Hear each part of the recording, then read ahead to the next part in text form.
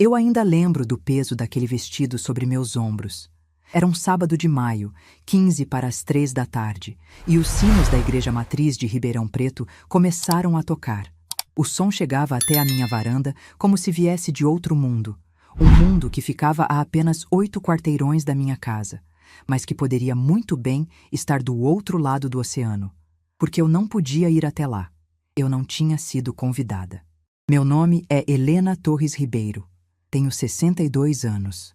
E naquele momento, sentada na cadeira de balanço que foi da minha mãe, com o cabelo arrumado no salão pela primeira vez em 2 anos, os sapatos de verniz que apertavam um pouco nos pés e um presente embrulhado em papel dourado sobre a mesa ao meu lado, eu estava completamente pronta para o casamento da minha única filha.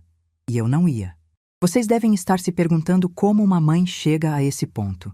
Como é possível uma mulher criar uma filha sozinha durante quase 3 décadas e no dia mais importante da vida dessa filha estar sentada em casa ouvindo os sinos de longe? Como se fosse uma estranha. Como se fosse uma vizinha qualquer que não tem nada a ver com aquela festa. Eu também me perguntei isso durante muito tempo. Me perguntei onde eu tinha errado, o que eu tinha feito de tão grave para merecer aquilo. Passei noites sem dormir, repassando cada momento, cada conversa, cada decisão, tentando encontrar o ponto exato em que perdi minha filha. Mas naquela tarde de maio, sentada na varanda com os sinos tocando ao longe, eu finalmente entendi uma coisa que deveria ter entendido muito antes. Eu não tinha feito nada de errado. O problema nunca fui eu. O problema foi que minha filha, em algum momento que eu não percebi, decidiu que eu era um obstáculo para a vida que ela queria ter. Deixa eu contar essa história desde o começo, porque vocês precisam entender quem eu sou para entender o tamanho do que aconteceu. Nasci em 1963, numa cidadezinha do interior de Minas Gerais. Meu pai era pedreiro, minha mãe lavava roupa para fora. Éramos pobres, mas nunca passamos fome. Minha mãe tinha uma máquina de costura Singer, daquelas antigas de pedal, que ela ganhou de casamento. Foi nessa máquina que ela me ensinou a costurar quando eu tinha 14 anos. Eu me lembro da primeira vez que sentei naquele banco e coloquei os pés no pedal. Minha mãe ficou do meu lado, guiando minhas mãos, me ensinando ponto reto, bainha, acabamento. Ela dizia que costura era profissão digna, que uma mulher que sabia costurar nunca passaria necessidade.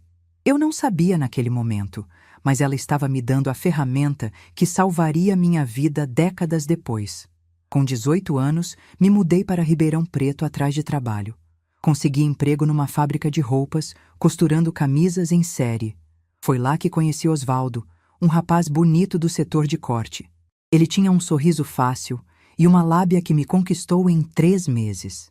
Casamos quando eu tinha 20 anos. Eu achava que tinha encontrado meu companheiro para a vida toda.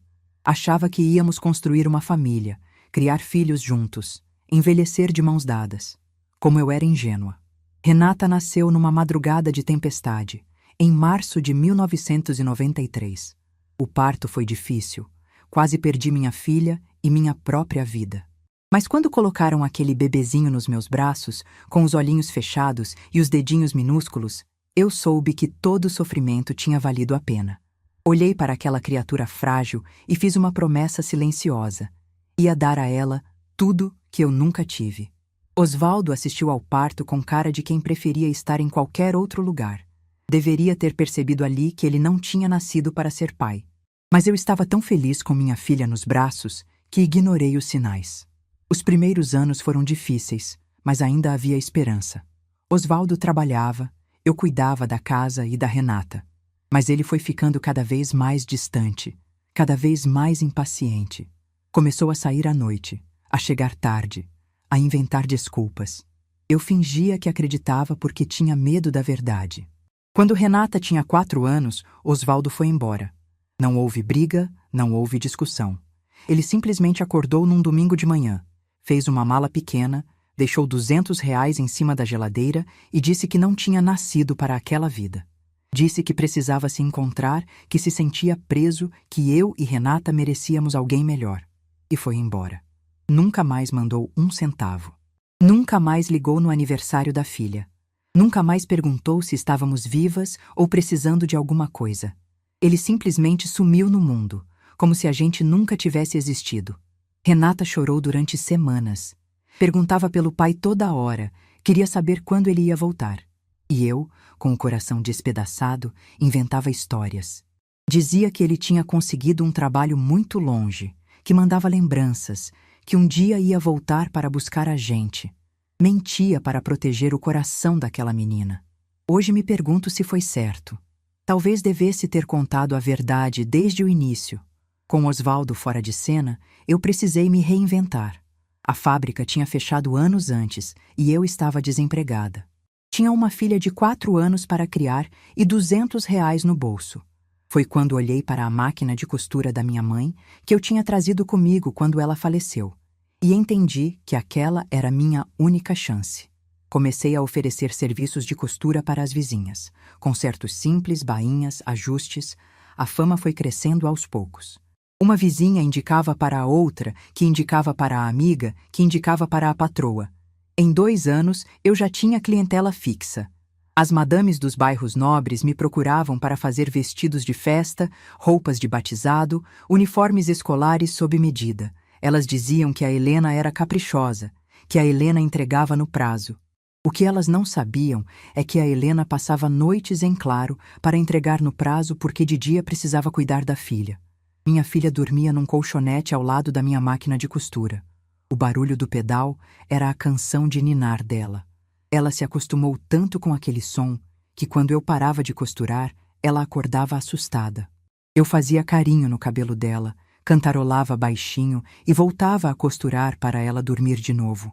Quantas vezes eu parei a máquina no meio da noite porque Renata tinha tido pesadelo.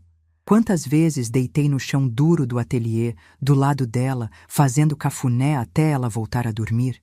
E depois levantava, tomava um café que já estava frio, esfregava os olhos e voltava a costurar.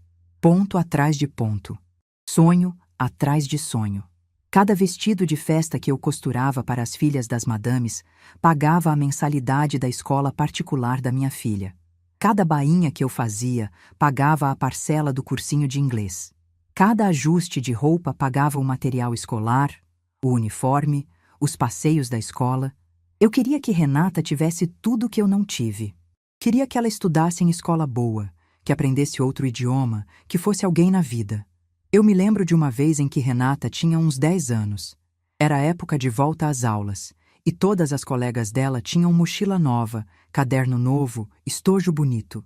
Eu não tinha dinheiro para comprar essas coisas, mas não ia deixar minha filha passar vergonha. Peguei uma encomenda urgente de uma cliente, um vestido de madrinha para um casamento que seria no sábado. A cliente ofereceu pagar o dobro se eu entregasse em 3 dias. Eu aceitei. Costurei sem parar durante 72 horas, parando apenas para dar comida para Renata e levá-la na escola. No 3º dia, meus dedos estavam em carne viva de tanto passar linha na agulha. Mas entreguei o vestido no prazo. Com o dinheiro, comprei a mochila mais bonita da loja, os cadernos com capa de desenho animado que Renata queria, o estojo completo com todos os lápis de cor. Quando ela viu as coisas em cima da cama, pulou no meu pescoço e disse que eu era a melhor mãe do mundo. Naquele momento, todo o cansaço, toda a dor nos dedos, todas as noites sem dormir valeram a pena. Minha filha estava feliz. Era tudo o que importava. Os anos foram passando e Renata foi crescendo. Passou de menina para adolescente, de adolescente para moça. Era estudiosa, dedicada, inteligente.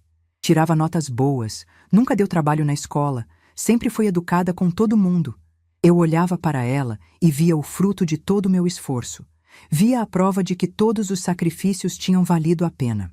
Quando ela passou no vestibular para Direito na Universidade Federal, eu chorei por 3 dias seguidos. De alegria, de orgulho, de alívio. Minha filha, a primeira da família a entrar numa faculdade pública. Minha filha, que ia ser doutora. Minha filha, que ia ter uma vida completamente diferente da minha. A faculdade foi puxada. Renata estudava de manhã, à tarde e à noite. Eu continuava costurando para pagar as despesas, os livros caros de direito, as cópias intermináveis de textos jurídicos. Ela emagreceu, ficou com olheiras, mas nunca desistiu. E eu estava ali, do lado dela, preparando comida, lavando roupa, cuidando de tudo para que ela pudesse se dedicar aos estudos. No dia da formatura, sentei na plateia com meu vestido mais bonito, um que eu mesma tinha costurado, de crepe azul escuro com detalhes em renda. Quando chamaram o nome da minha filha e ela subiu no palco para receber o diploma, eu chorei do começo ao fim. Não conseguia parar. As lágrimas escorriam pelo meu rosto e eu nem tentava enxugar. Eram lágrimas de mais de 2 décadas de luta, de sacrifício, de amor incondicional. Depois da cerimônia, Renata veio me abraçar. Ela também estava chorando. Disse que tudo aquilo era por minha causa, que sem mim ela não teria conseguido nada. Eu apertei ela nos meus braços e disse que não precisava agradecer, que era minha obrigação de mãe, que eu faria tudo de novo sem pensar 2 vezes. Naquele momento, eu achei que tinha cumprido minha missão. Achei que a partir dali só haveria alegrias. Minha filha estava formada, ia conseguir um bom emprego, ia construir sua própria vida. E eu estaria ali, do lado dela, para ver cada conquista. Como eu estava enganada. Emoldurei o diploma de Renata e coloquei na parede da sala, bem ao lado da imagem de Nossa Senhora Aparecida. Eram minhas 2 proteções, a fé e o orgulho. Toda vez que eu passava por aquela parede, olhava para o diploma e sorria. Aquele pedaço de papel representava tudo que eu tinha construído. Era a prova de que uma costureira de origem humilde podia criar uma filha advogada. Renata passou na prova da Ordem dos Advogados de primeira. Conseguiu emprego num escritório renomado do centro da cidade. Começou como estagiária, mas logo foi efetivada. Eu ia visitá-la no escritório às vezes, levava marmita com comida caseira, ficava orgulhosa de ver minha filha de terno e salto alto, conversando sobre processos e audiências. Mas foi justamente nessa época que as coisas começaram a mudar. No começo, eram detalhes pequenos, quase imperceptíveis. Renata começou a ficar constrangida quando eu aparecia no escritório. Pedia para eu ligar antes de ir, para não chegar de surpresa. Dizia que os colegas dela podiam estranhar, que era mais profissional assim. Eu entendi. Achei que fazia sentido. Afinal, era o ambiente de trabalho dela, tinha que manter uma postura. Parei de ir sem avisar. Mas o que eu não sabia é que aquilo era só o começo. A distância que se abriu entre nós naquela época foi crescendo aos poucos, tão devagar que eu nem percebi. E quando finalmente percebi, já era tarde demais. Os sinos pararam de tocar às 3h15. A cerimônia tinha começado e eu estava ali, sozinha, com meu vestido azul marinho e meu presente embrulhado em papel dourado, esperando por nada.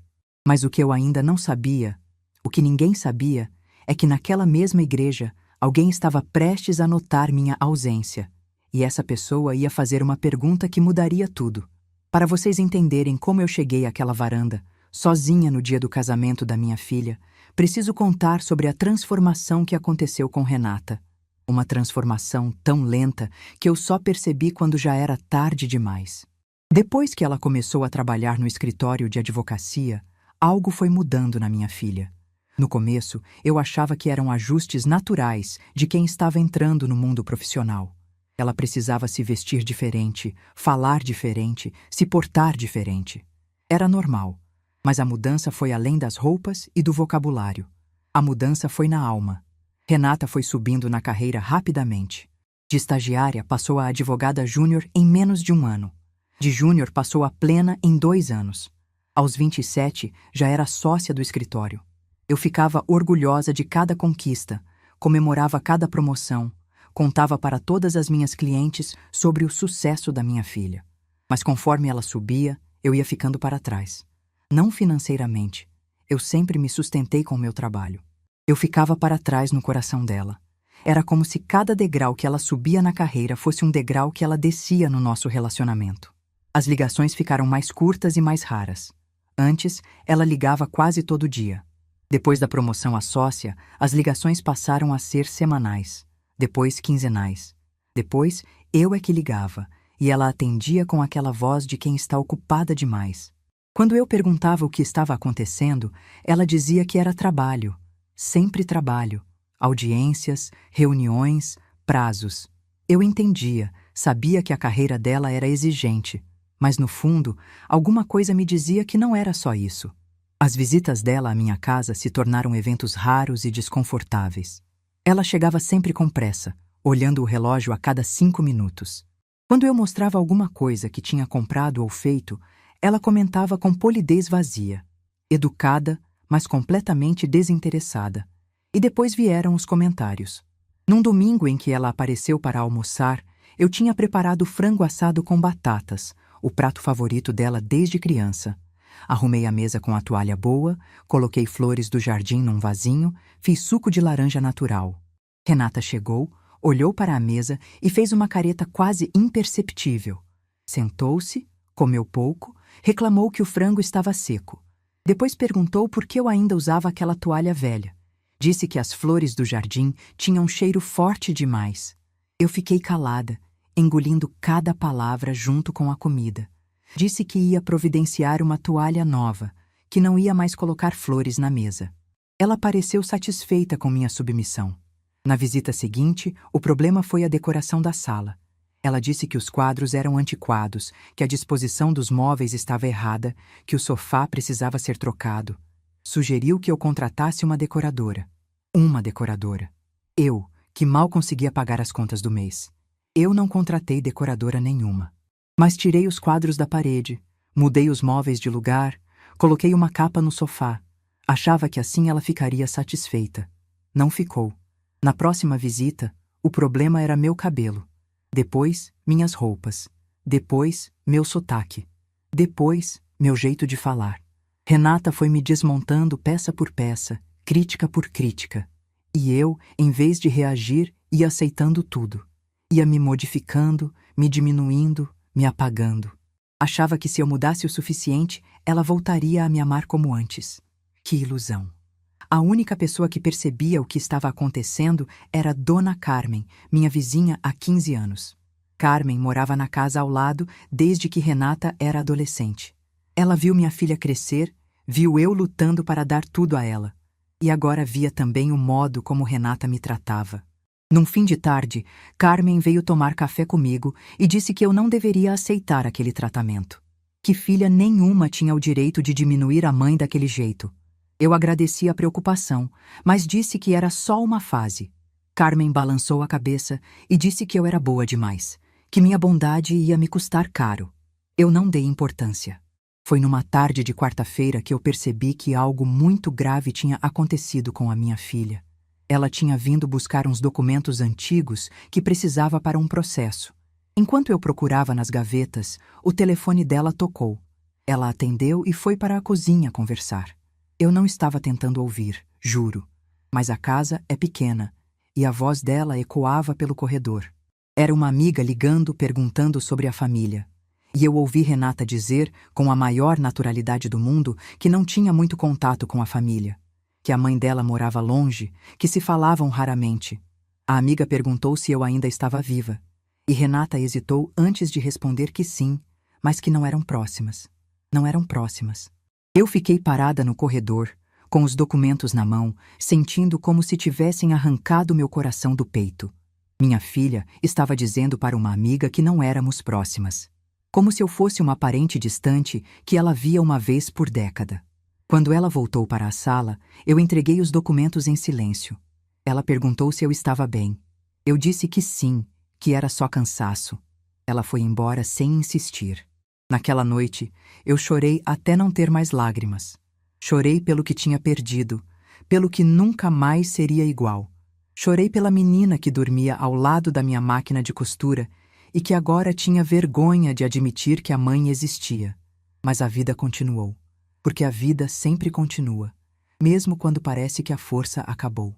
Foi alguns meses depois que Renata me contou sobre Gustavo. Não pessoalmente, por telefone, numa ligação rápida entre reuniões. Disse que estava saindo com um rapaz, que era coisa séria, que ele era de família boa. Perguntei se ela queria trazê-lo para um almoço em casa. Ela disse que ainda era cedo, que depois marcava. O depois nunca chegou. Fui descobrindo sobre o namoro pelas redes sociais. Ela postava fotos com ele em restaurantes caros, em viagens, em festas com pessoas elegantes. Em nenhuma dessas fotos eu aparecia. Em nenhuma legenda ela mencionava a família. Era como se Renata tivesse nascido do nada, sem passado, sem origem. Os Mendonça eram gente de outro mundo. Família tradicional de Ribeirão Preto, donos de fazendas de cana e café desde o tempo do Império. O patriarca, seu Augusto, era conhecido como homem duro e exigente. A esposa, Dona Marta, era daquelas senhoras de sociedade que aparecem em colunas sociais. Gente que tem motorista, empregada uniformizada, casa de campo. Dona Carmen, por coincidência, trabalhava como cozinheira na fazenda dos Mendonça há mais de 10 anos. Quando soube que Renata estava namorando o filho do patrão, veio me contar. Disse que Gustavo era bom moço, que a família era séria. Eu agradeci, mas senti um aperto no peito. Minha filha estava entrando para uma família da alta sociedade e eu nem conhecia o namorado. O noivado eu descobri pelo Instagram. Era um domingo à noite, eu estava descansando depois de um dia de costura. Abri o aplicativo e lá estava. Uma foto de Renata com um anel enorme no dedo, abraçada a Gustavo. A legenda dizia: "Ela disse sim", com um emoji de coração. Tinha mais de 1000 curtidas e centenas de comentários de pessoas que eu não conhecia. Minha filha estava noiva. E eu tinha descoberto por uma foto na internet. Liguei para ela imediatamente. Ela atendeu no 5º toque, com aquela voz de quem está ocupada. Perguntei sobre o noivado. Ela disse que tinha sido surpresa, que Gustavo tinha pedido ela em casamento numa festa na fazenda da família, que tudo aconteceu muito rápido. Perguntei por que ela não tinha me contado antes. Ela disse que ia contar, que não tinha dado tempo. Perguntei sobre a festa de noivado. Ela disse que foi algo pequeno, só família dele, que não deu para convidar muita gente. Só família dele. Eu era família dela. A única família de sangue que ela tinha. Mas isso não era suficiente para merecer um convite. Engoli a dor e disse que estava feliz por ela. Perguntei quando seria o casamento. Ela disse que seria em maio, que já tinham contratado cerimonialista, que estava tudo sob controle. Tudo sob controle. Sem mim. Os meses de preparativo foram os mais solitários da minha vida. Renata mal me ligava, e quando ligava era para reclamar. A decoradora que tinha atrasado, o buffet que cobrou mais caro, a sogra que queria interferir em tudo. Eu ouvia calada, dava conselhos que ela não seguia, oferecia ajuda que ela não aceitava. Perguntei várias vezes se ela queria que eu costurasse alguma coisa para o enxoval. Uma toalha bordada, um jogo de lençóis personalizado. Ela sempre dizia que não precisava, que já tinha tudo, que as coisas do enxoval eram de marca. De marca. Como se o amor que eu colocava em cada ponto pudesse ser comprado em loja. Faltando um mês para o casamento, criei coragem para perguntar sobre meu vestido de mãe da noiva. Se havia alguma cor específica, algum estilo. Renata ficou em silêncio por alguns segundos. Um silêncio longo demais. Depois disse que ia me mandar um e-mail com as informações. O e-mail nunca chegou. Faltando 3 semanas, decidi tomar uma atitude. Fui até uma loja e comprei o vestido mais bonito que encontrei dentro do meu orçamento.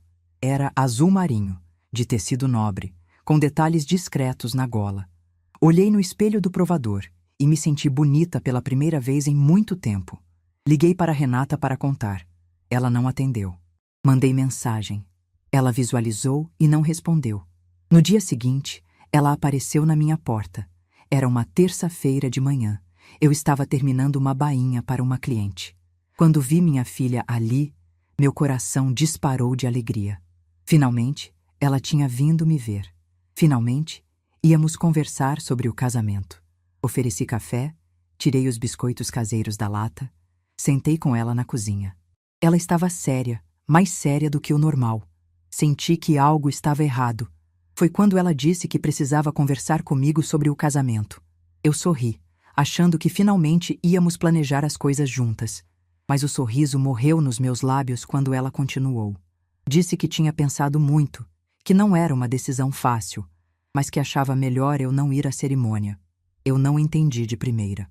Perguntei se tinha ouvido direito. Ela repetiu, olhando nos meus olhos. Ela achava melhor eu não ir ao casamento. Meu mundo desmoronou em câmera lenta. Perguntei por quê. Ela disse que a família do Gustavo era muito tradicional, que haveria gente importante, desembargadores, empresários, políticos, que ela não queria correr o risco de algum constrangimento. Constrangimento. Eu era um constrangimento para a minha própria filha. Perguntei que tipo de constrangimento, E ela disse, olhando para as minhas mãos, que eu não ia me sentir bem lá, que eu não conhecia aquele mundo, que não sabia qual talher usar, que ela não queria que eu passasse vergonha. E aí veio a frase que eu nunca vou esquecer. Ela disse que não queria passar vergonha também. Ela tinha vergonha de mim. Minha filha, a quem eu tinha dedicado cada gota de suor, cada noite sem dormir, cada sacrifício possível, tinha vergonha de mim.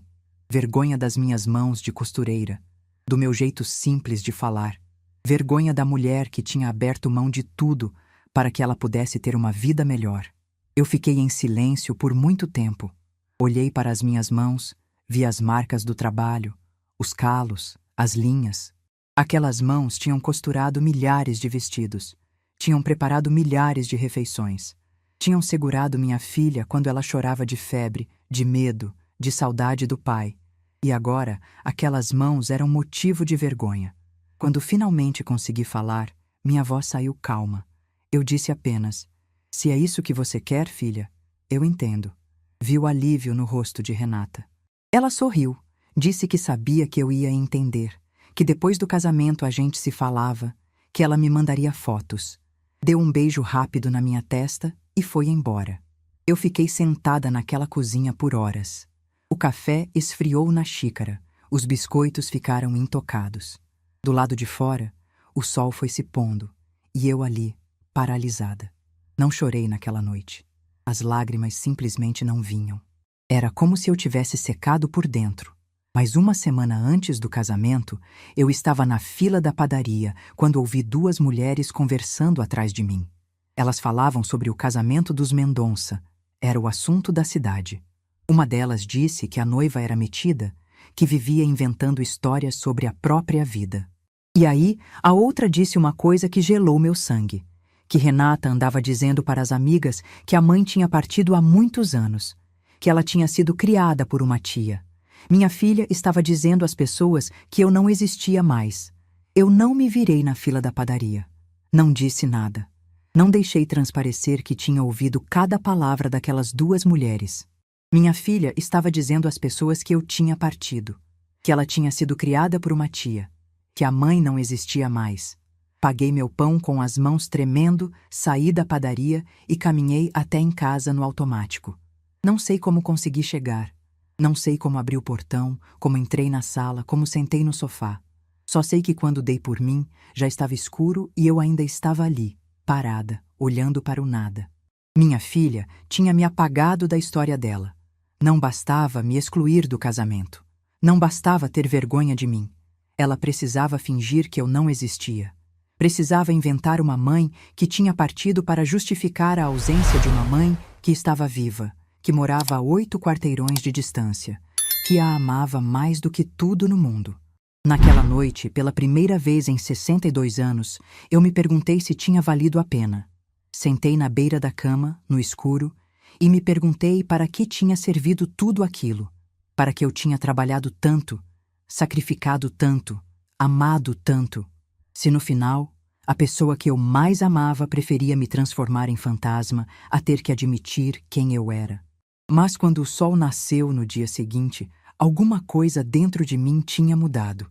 Eu não sabia ainda o que era.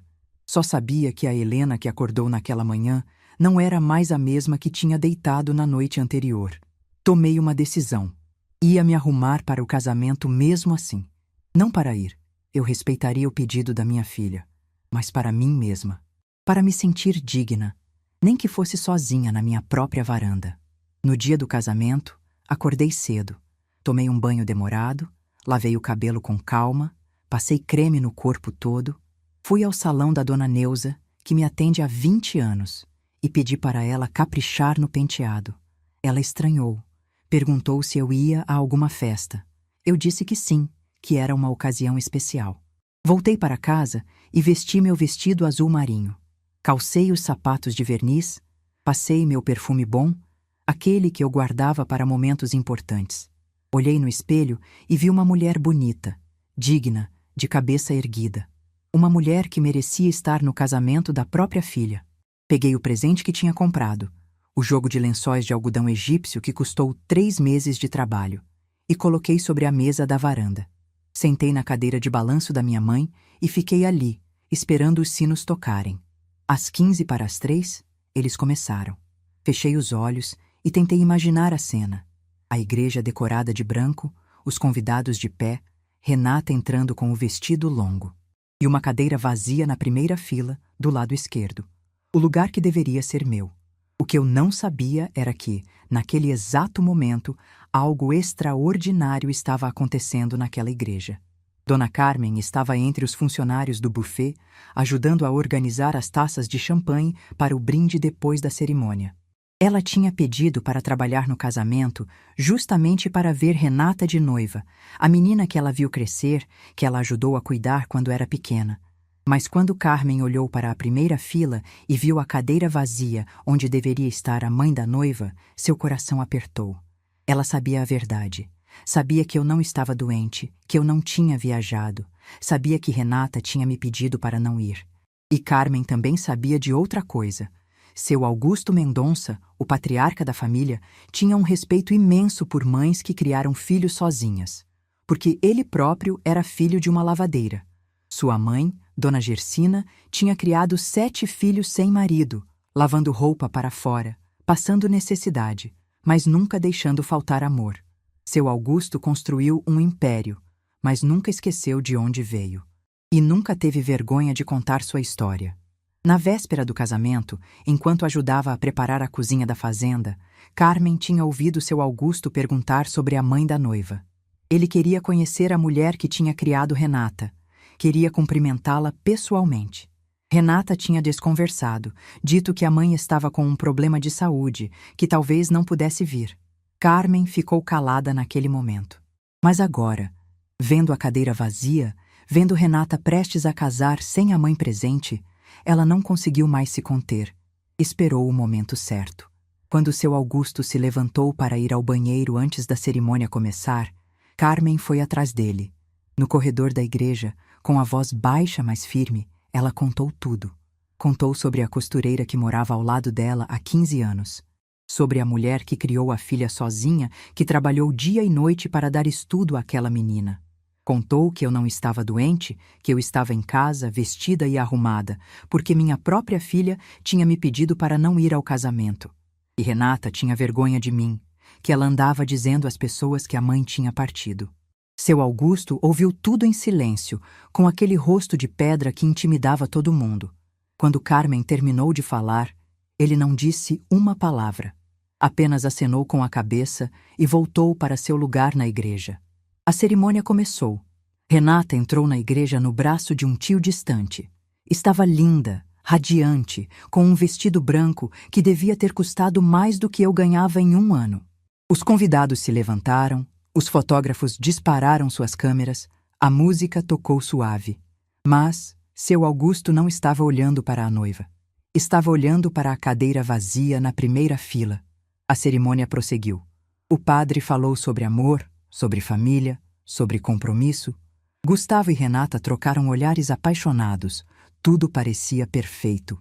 Até que chegou o momento em que o padre perguntou se alguém tinha algo a dizer contra aquela união. E seu Augusto se levantou. 300 pessoas prenderam a respiração. O padre ficou sem saber o que fazer. Gustavo olhou para o pai sem entender. Renata empalideceu. Seu Augusto não foi até o altar. Ficou de pé no seu lugar, na primeira fila do lado direito, e sua voz grave ecoou pela igreja inteira. Ele disse que antes de continuar, precisava fazer uma pergunta. E olhando diretamente para Renata, perguntou onde estava a mãe dela. O silêncio que se fez foi ensurdecedor. Renata gaguejou.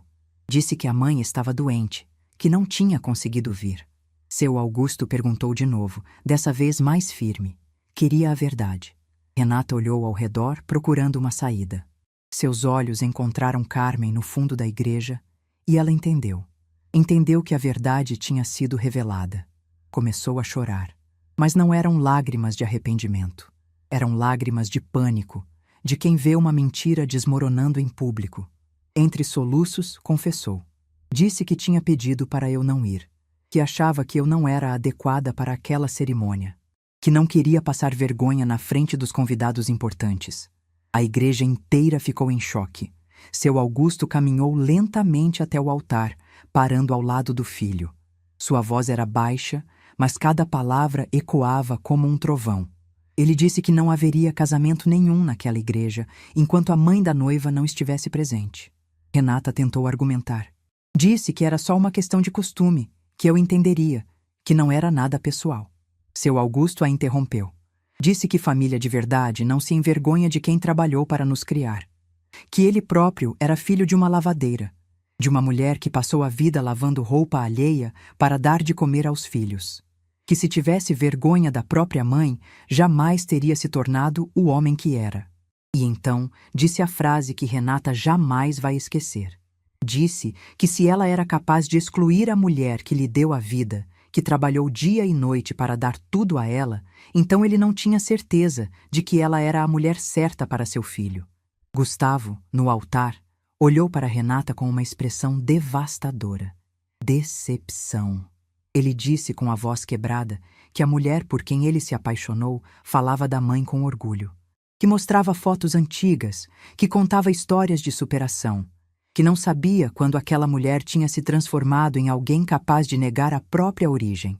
Dona Marta, a mãe de Gustavo, se levantou e foi até o marido. Não para discordar, mas para apoiar. Disse que também vinha de origem humilde, que sua mãe era benzedeira do interior, e que se tinha uma coisa que ela não tolerava era ingratidão de filho. A igreja virou um burburinho. Os convidados cochichavam sem saber onde olhar.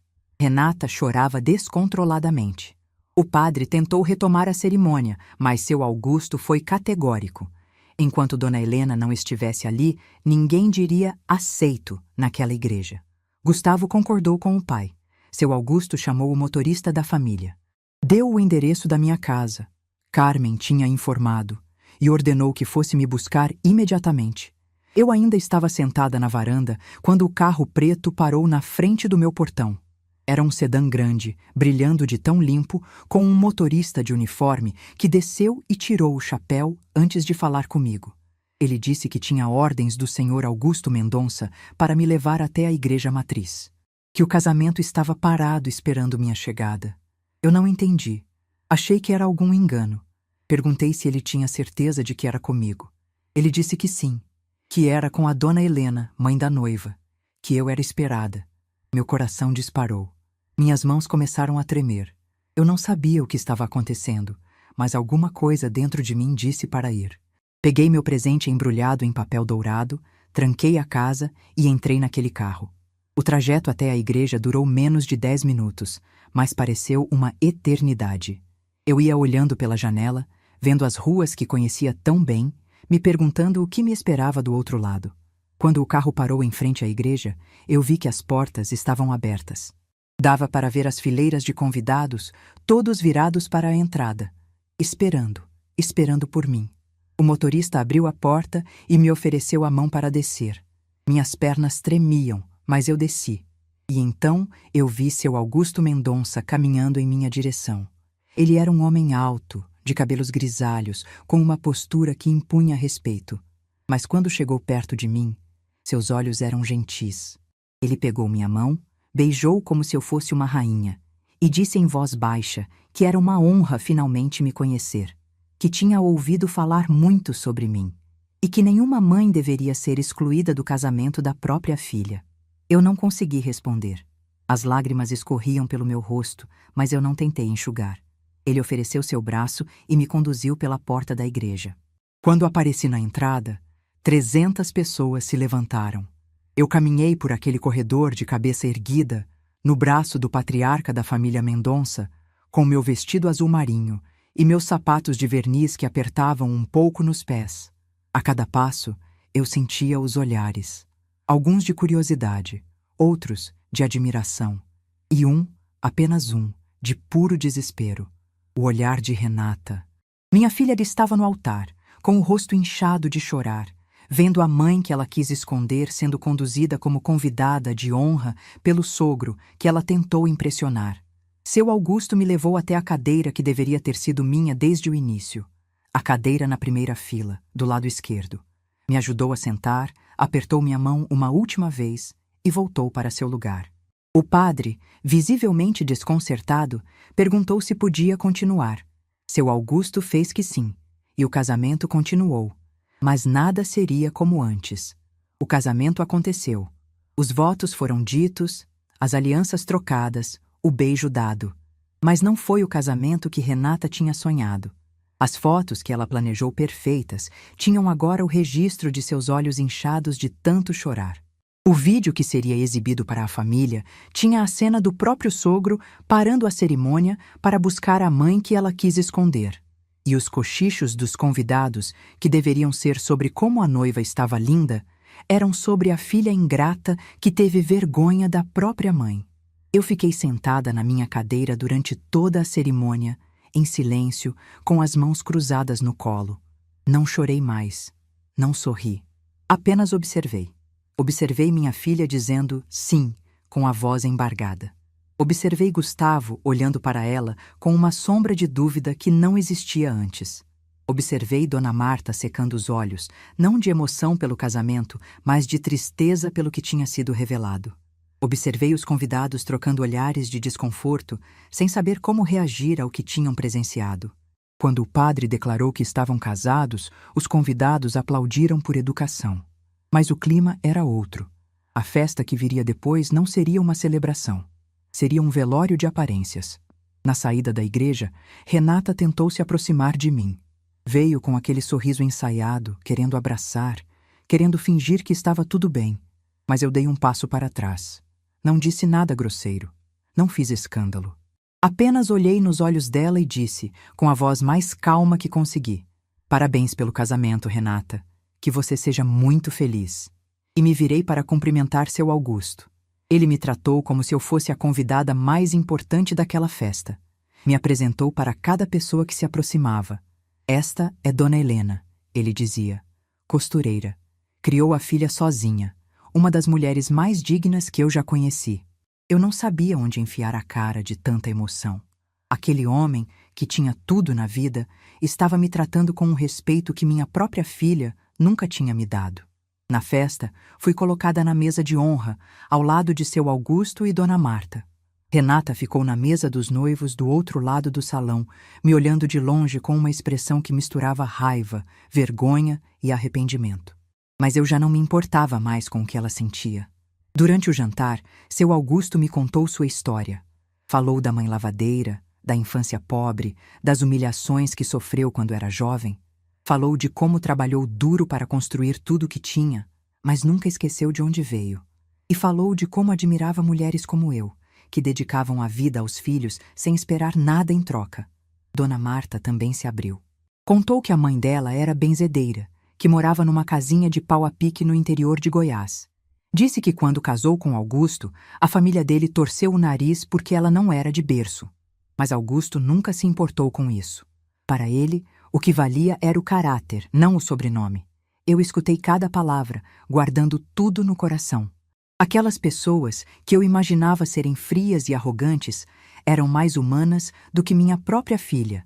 Tinham histórias de luta, de superação, de orgulho das próprias raízes, e me acolheram como se me conhecessem há anos. Em determinado momento, seu Augusto pediu silêncio e fez um brinde. Mas não foi aos noivos, foi às mães. As mães que trabalham sem descanso, que abrem mão dos próprios sonhos pelos filhos, que merecem respeito e gratidão. Olhou diretamente para mim, enquanto falava, e eu senti que aquelas palavras eram um presente. Os convidados aplaudiram. Alguns olharam para Renata, que mantinha a cabeça baixa na mesa dos noivos. Outros olharam para mim com admiração. Naquele momento, eu entendi que não estava mais invisível. Que alguém finalmente tinha me visto. A festa seguiu, mas eu não fiquei até o final.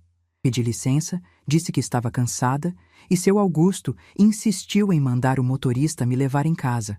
Antes de ir embora, ele segurou minhas mãos e disse que eu seria sempre bem-vinda na fazenda, que a partir daquele dia eu fazia parte da família Mendonça. Não por causa de Renata, mas por meu próprio valor. Voltei para casa em silêncio, olhando as luzes da cidade pela janela do carro.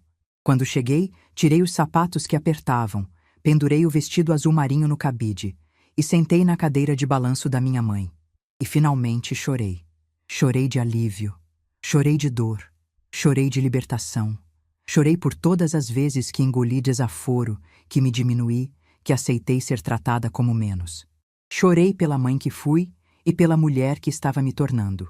Naquela noite, dormi melhor do que tinha dormido em anos. Os dias seguintes foram estranhos. A cidade inteira comentava sobre o que tinha acontecido no casamento. As clientes que vinham fazer ajustes de roupa perguntavam discretamente se era verdade que o sogro da minha filha tinha parado a cerimônia para me buscar. Eu confirmava sem dar detalhes. Não queria alimentar fofoca. Dona Carmen apareceu no dia seguinte, preocupada. Achava que eu ia ficar brava com ela por ter contado tudo para seu Augusto. Mas eu agradeci. Disse que ela tinha feito o que eu não tive coragem de fazer: contar a verdade. Uma semana depois do casamento, Renata apareceu na minha porta. Ela estava diferente. O brilho arrogante nos olhos tinha sumido. Parecia menor, mais frágil, mais humana. Perguntou se podia entrar. Eu disse que sim. Sentamos na cozinha, no mesmo lugar onde ela tinha me pedido para não ir ao casamento. Ela não tocou no café que eu servi. Ficou em silêncio por um longo tempo, olhando para as próprias mãos. E então pediu desculpas.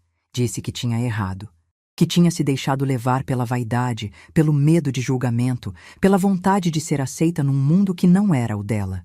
Disse que quando viu a reação de seu Augusto, entendeu o tamanho do que tinha feito, e que Gustavo não olhava mais para ela da mesma forma. Eu escutei tudo em silêncio. Quando ela terminou, eu disse que aceitava as desculpas, que não guardava rancor, mas que as coisas entre nós nunca mais seriam como antes. Ela perguntou o que eu queria dizer. Eu expliquei. Disse que durante anos eu me anulei para agradá-la. Mudei meu cabelo, minhas roupas, meu jeito de falar. Aceitei críticas, engoli desaforos, fingi que estava tudo bem quando não estava. Fiz tudo isso porque achava que assim ela me amaria mais. Mas entendi que estava errada. Disse que a partir daquele momento eu ia viver a minha vida do meu jeito. Que ela era bem-vinda na minha casa sempre que quisesse, mas que eu não ia mais correr atrás. Que se ela quisesse uma relação comigo, teria que me respeitar como eu era, não como ela queria que eu fosse. Renata chorou. Disse que entendia. Disse que ia tentar ser uma filha melhor. Eu não respondi. Apenas acompanhei ela até a porta e me despedi com um abraço breve. Um abraço de mãe, mas também de despedida. Despedida da relação que tínhamos antes. Dali em diante, seria diferente. Quando fechei a porta, senti um peso saindo dos meus ombros. Eu tinha dito tudo o que precisava dizer. Tinha colocado limites pela primeira vez na vida. E não tinha cedido às lágrimas dela, como sempre fazia antes. Dona Carmen, que tinha visto Renata saindo, apareceu para saber como eu estava. Contei o que tinha acontecido e ela me abraçou. Disse que estava orgulhosa de mim, que eu tinha feito a coisa certa. Nos meses seguintes, muita coisa mudou. O casamento de Renata e Gustavo começou a mostrar rachaduras. Ele nunca mais olhou para ela da mesma forma. As brigas se tornaram frequentes, os silêncios mais longos. Dona Marta me contou, numa das visitas que passou a fazer, que Gustavo se sentia enganado, que ele achava que tinha se casado com uma mulher e descobriu outra. Seu Augusto, fiel à palavra, me convidou para visitar a fazenda. Fui num domingo de manhã, nervosa como uma adolescente no primeiro encontro. Mas fui recebida com tanto carinho que logo me senti em casa. Ele me mostrou as plantações, me apresentou para os funcionários, me levou para conhecer o túmulo da mãe dele, Dona Gersina, que estava enterrada numa capelinha nos fundos da propriedade. Ficamos ali em silêncio por um tempo, cada um com seus pensamentos. Antes de ir embora, ele me deu um presente. Uma foto antiga da mãe dele, uma mulher negra de sorriso largo, com um tanque de lavar roupa ao fundo. Disse que queria que eu tivesse aquela foto, porque eu o lembrava dela. A mesma força, a mesma dignidade. Eu guardei aquela foto como um tesouro. 6 meses depois do casamento, Renata e Gustavo se separaram. Não houve escândalo, não houve briga pública. Apenas um comunicado discreto de que tinham decidido seguir caminhos diferentes. Mas todo mundo sabia o verdadeiro motivo. O casamento tinha nascido com uma ferida que nunca cicatrizou. Renata voltou para São Paulo, onde tinha conseguido uma vaga num escritório grande. Me ligou antes de ir, pedindo para nos vermos. Nos encontramos num café do centro, conversamos por quase 2 horas. Ela estava mais madura, mais humilde. Reconheceu que tinha destruído o próprio casamento com suas escolhas. E disse que ia passar um tempo longe para se encontrar. Eu desejei boa sorte. Disse que torcia por ela. E era verdade. Apesar de tudo, Renata ainda era minha filha. Eu ainda a amava. Mas agora era um amor diferente. Um amor que não exigia que eu me anulasse. Seu Augusto continuou sendo um amigo presente. Ele me visitava uma vez por mês. Trazia doces da fazenda, conversava sobre a vida. Quando descobriu que eu sonhava em conhecer o mar, mas nunca tinha ido, organizou uma viagem para Santos. Disse que era presente de aniversário, embora meu aniversário tivesse sido 2 meses antes. Passei uma semana na praia, hospedada numa pousada que ele pagou. Acordava cedo, caminhava na areia, sentava para ver as ondas. Tomava café da manhã olhando o mar, almoçava peixe fresco nos quiosques, via o pôr do sol pintando o céu de laranja e rosa. Na pousada, conheci outras mulheres da minha idade que também estavam viajando sozinhas. Trocamos histórias, risadas, telefones. Uma delas, Dona Aparecida, tinha passado por algo parecido comigo, filhos que só apareciam quando precisavam de algo. Ela me disse uma frase que guardei para sempre. A gente passa a vida cuidando dos outros. Agora é hora de cuidar da gente. Ninguém ali me conhecia. Ninguém sabia minha história. Eu era apenas Helena, uma mulher de 62 anos, aproveitando a vida. E isso era libertador. Voltei renovada. Voltei diferente.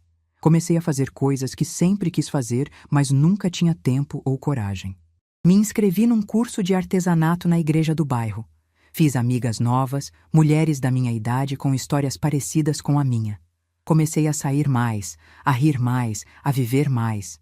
Dona Carmen dizia que eu estava rejuvenescendo. E talvez estivesse mesmo. Não por fora, mas por dentro. Eu tinha descoberto que aos 62 anos ainda dava para recomeçar. Que nunca era tarde para ser feliz. 1 ano depois do casamento, eu já era outra pessoa. Continuava costurando porque era o que eu amava fazer. Mas agora costurava por prazer, não por desespero. Escolhia os trabalhos que queria aceitar, cobrava o preço justo e tinha tempo para mim mesma. Renata me ligava de São Paulo a cada 15 dias. As conversas eram mais leves agora, sem cobranças de nenhum dos lados. Ela estava fazendo terapia, tentando entender por que tinha agido daquela forma. Eu torcia para que ela encontrasse as respostas. Gustavo também mantinha contato. Mesmo separado de Renata, ele fazia questão de me visitar quando vinha a Ribeirão Preto. Dizia que me considerava parte da família, independente do que tinha acontecido com o casamento. Eu recebia ele com café e bolo, e conversávamos sobre a vida como velhos amigos. Seu Augusto costumava dizer que eu tinha ensinado uma lição importante para toda a família Mendonça. Que às vezes a pessoa mais humilde da sala é a mais digna de respeito, e que nunca, jamais, devemos ter vergonha de onde viemos. Eu não sei se ensinei alguma coisa, só sei que aprendi muito. Aprendi que amor de mãe não significa aceitar qualquer coisa, que dignidade não se negocia, que às vezes a gente precisa perder para se encontrar. E aprendi que a cadeira que estava vazia naquela igreja não representava só minha ausência. Representava tudo que Renata queria apagar. Minha origem, minha história, minha verdade. Mas a verdade, como minha mãe sempre dizia, é como água. Sempre encontra um caminho. E naquele dia, na frente de 300 pessoas, a verdade encontrou o dela. 2 anos se passaram desde aquele sábado de maio em que os sinos tocaram para um casamento do qual eu fui proibida de participar. 2 anos desde que seu Augusto Mendonça parou uma cerimônia inteira para perguntar onde estava a mãe da noiva. 2 anos desde que eu entrei naquela igreja de cabeça erguida, no braço de um homem que mal me conhecia, mas que me tratou com mais respeito do que minha própria filha. Muita coisa mudou nesses 2 anos. E hoje, sentada na varanda da minha casa, na mesma cadeira de balanço que foi da minha mãe, eu finalmente tenho clareza para contar o resto dessa história. Renata ficou em São Paulo por 1 ano e meio. Fez terapia, como tinha prometido. Ligava a cada 15 dias no começo, depois passou a ligar toda semana. As conversas foram mudando aos poucos.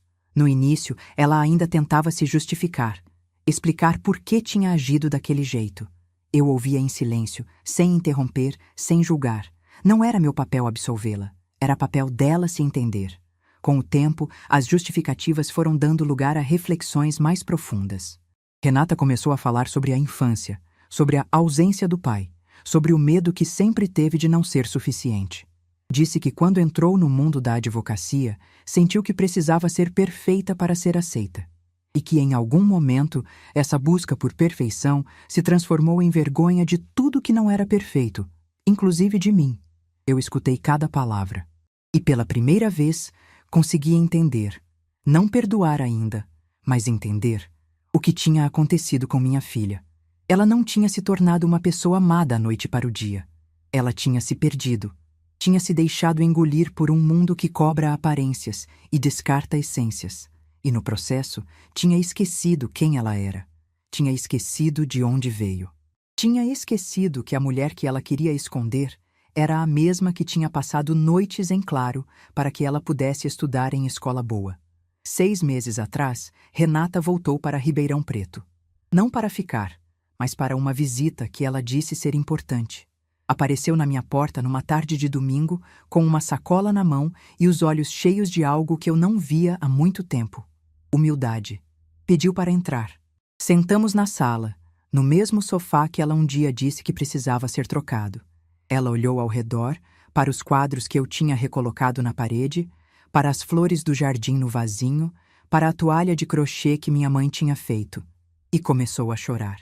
Não eram lágrimas de desculpa, eram lágrimas de reconhecimento. Ela disse que finalmente entendia o que tinha perdido. Que a terapia tinha ajudado ela a ver que a casa que ela criticava era a casa onde ela tinha sido amada incondicionalmente. Que as mãos que ela achava que iam envergonhá-la eram as mesmas mãos que tinham costurado suas fantasias de carnaval, seus vestidos de formatura, seus sonhos. Ela abriu a sacola que tinha trazido. Dentro tinha um álbum de fotos.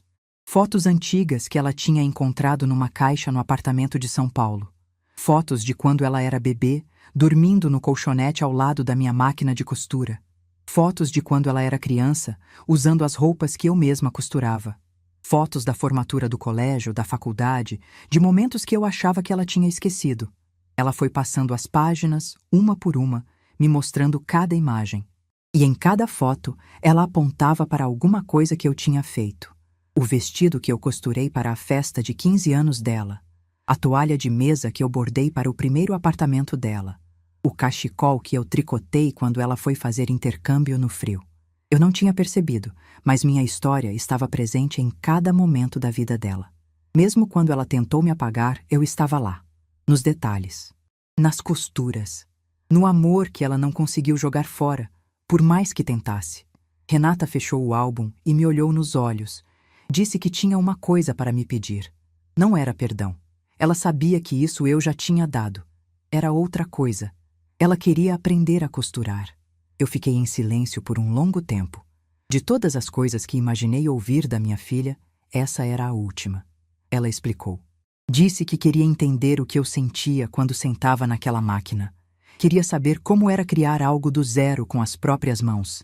Queria ter uma conexão comigo que fosse além de palavras, além de desculpas, além de telefonemas quinzenais. Eu me levantei sem dizer nada e fui até o quartinho dos fundos onde fica meu ateliê. A máquina de costura da minha mãe ainda estava lá, no mesmo lugar de sempre. A mesma Singer antiga, de pedal, que minha mãe ganhou de casamento e me ensinou a usar quando eu tinha 14 anos. A mesma máquina que me salvou quando Osvaldo foi embora. A mesma máquina que pagou a escola, a faculdade, os sonhos da minha filha. Chamei Renata para vir até o ateliê. Ela entrou devagar, olhando ao redor como se estivesse entrando num templo. Talvez estivesse. Aquele quartinho pequeno, cheio de tecidos e linhas e retalhos, era o lugar onde eu tinha construído nossa vida. Pedi para ela sentar no banco. O mesmo banco de madeira onde eu sentei pela primeira vez aos 14 anos, com minha mãe do meu lado. Renata sentou, ajeitou os pés no pedal, olhou para a máquina como se fosse um bicho estranho. E então eu fiz com ela o que minha mãe fez comigo há quase 50 anos. Fiquei do lado dela, guiei suas mãos, ensinei a posicionar o tecido, a controlar o pedal, a fazer o primeiro ponto reto. Ela errou. Errou muito. A linha embolou, a agulha quebrou, o tecido ficou torto. Mas ela não desistiu. Ficou ali, tentando de novo, e de novo, e de novo. E eu fiquei do lado dela, paciente, corrigindo, ensinando, como minha mãe fez comigo. Quando ela finalmente conseguiu fazer uma linha reta de pontinhos, olhou para mim com os olhos brilhando. Era o mesmo olhar que ela tinha quando era criança e conseguia fazer alguma coisa pela primeira vez. O olhar de quem descobriu que é capaz. Naquele momento, alguma coisa se curou entre nós. Não foi mágico, não foi instantâneo. Foi só um momento. Mas foi um momento verdadeiro. Um momento em que éramos apenas mãe e filha, conectadas por uma linha de costura, como deveria ter sido sempre. Renata passou o fim de semana inteiro comigo. Dormiu no quarto que foi dela quando criança, que eu mantive exatamente do mesmo jeito todos esses anos. Tomou café da manhã na cozinha, comeu o frango assado com batatas, que ela um dia disse que estava seco, ajudou a lavar a louça como fazia quando era menina. Antes de ir embora, ela me deu um abraço. Não foi um abraço rápido, de obrigação. Foi um abraço longo, apertado, de quem não quer soltar. E ela disse baixinho no meu ouvido: "Obrigada por não ter desistido de mim, mãe." Eu não respondi. Apenas apertei ela mais forte. Mães não desistem. Mesmo quando dói. Mesmo quando parece impossível. Mesmo quando a filha que a gente criou decide que a gente não é suficiente. Mães não desistem. A gente só aprende a amar de um jeito diferente. Depois que Renata foi embora, eu fiquei sentada no ateliê por muito tempo, olhando para a máquina de costura. Pensei na minha mãe, que me ensinou a usar aquela máquina e me disse que uma mulher que sabe costurar nunca passa necessidade. Pensei em todas as noites que passei ali, costurando, enquanto Renata dormia no colchonete ao meu lado. Pensei nos vestidos, nas bainhas, nos sonhos que eu costurei ponto por ponto. E pensei no diploma que ainda está na parede da sala, ao lado da imagem de Nossa Senhora. O diploma que eu tanto me orgulhava, que representava tudo que eu tinha conquistado. Mas agora eu olho para ele de um jeito diferente. Não é mais a prova do meu sucesso como mãe. É apenas um pedaço de papel. O verdadeiro sucesso não está emoldurado em parede nenhuma. O verdadeiro sucesso está nos momentos, nos abraços, nas linhas de costura que conectam uma geração à outra. Seu Augusto continua sendo um amigo presente. Ele fez 75 anos no mês passado, e eu fui à festa na fazenda. Desta vez, não como uma estranha que foi buscada de última hora. Fui como convidada de honra, sentada ao lado de Dona Marta, recebendo cumprimentos de pessoas que agora me conhecem pelo nome. Na festa, seu Augusto fez um discurso. Falou sobre a vida, sobre as escolhas, sobre o que realmente importa. E no final, olhou para mim e disse que eu tinha ensinado para a família dele uma lição que vale mais do que qualquer herança, que a dignidade de uma pessoa não se mede pelo que ela tem, mas pelo que ela é. Eu chorei, claro, mas eram lágrimas boas. Gustavo também estava na festa. Ele se casou de novo com uma moça simples do interior que trabalha como professora. Na primeira vez que a conheci, ela me abraçou e disse que tinha ouvido muito falar de mim, que Gustavo contava minha história como exemplo de força e dignidade. Eu fiquei sem graça, mas feliz. Renata não foi à festa. Ainda é difícil para ela estar perto da família Mendonça depois de tudo que aconteceu. Mas ela me ligou antes de eu ir, desejou boa festa, pediu para eu mandar lembranças para seu Augusto. É um progresso. Pequeno, mas é. Dona Carmen continua morando ao meu lado. Ela se aposentou da fazenda, mas ainda vai lá de vez em quando para visitar. Nós tomamos café juntas quase todo dia, sentadas na minha varanda, conversando sobre a vida. Ela diz que eu sou a irmã que ela nunca teve. Eu digo a mesma coisa. Semana passada, uma moça nova se mudou para a casa da esquina. Mãe solteira, com uma filha de 3 anos. Ela veio se apresentar, disse que estava procurando trabalho, que sabia fazer alguns reparos de costura, mas não tinha máquina. Eu olhei para ela e vi a mim mesma há 30 anos. Assustada, sozinha, sem saber como ia dar conta. Convidei ela para vir ao meu ateliê. Mostrei a máquina da minha mãe, ensinei alguns pontos básicos, ofereci para ela usar a máquina sempre que precisasse. Ela chorou de gratidão. Eu disse para ela não chorar, que era só uma máquina, mas nós duas sabíamos que não era só uma máquina. Era uma chance. A mesma chance que minha mãe me deu há quase 50 anos. Hoje de manhã, antes de sentar para contar essa história, eu fui até o ateliê e fiquei olhando para a máquina de costura. Passei a mão pela madeira gasta, pelo ferro frio, pelas marcas do tempo. Essa máquina viu minha mãe costurar. Viu eu costurar. Viu minha filha dar os primeiros pontos. E agora vai ver uma desconhecida aprender a costurar também. É assim que a vida funciona, eu acho. A gente recebe, a gente passa adiante, a gente aprende, a gente ensina, a gente sofre, a gente supera. E no final, o que fica não são as mágoas. O que fica são as linhas que conectam uma pessoa à outra. Os pontos que a gente costura no tecido da vida. Minha filha quis me esconder, quis me apagar da história dela. Quis fingir que eu não existia para poder ser aceita num mundo que não era o dela. Mas eu existo. Eu sempre existi. E agora, finalmente, eu sei que isso é suficiente. Não preciso da aprovação de ninguém para ter valor. Não preciso ser aceita para ser digna. Não preciso mudar quem eu sou para merecer amor. Eu sou Helena Torres Ribeiro, costureira, mãe, avó, quem sabe um dia, mulher de 64 anos que aprendeu, depois de uma vida inteira, que a maior costura que a gente faz não é num tecido, é em si mesma. É nos pedaços que a vida rasga e a gente tem que juntar de novo. É nas feridas que a gente fecha com paciência, ponto por ponto, até formar uma cicatriz que conta uma história. A minha história começou com uma máquina de costura e uma mãe que acreditou em mim. E agora, tantos anos depois, continua com a mesma máquina e uma filha que está aprendendo a acreditar em si mesma. O ciclo não se fechou. Ele se transformou. E eu estou em paz. Se essa história tocou seu coração, deixe seu like, se inscreva no canal e comente aqui embaixo. No meu lugar, o que você faria? Sua mensagem pode iluminar o dia de alguém.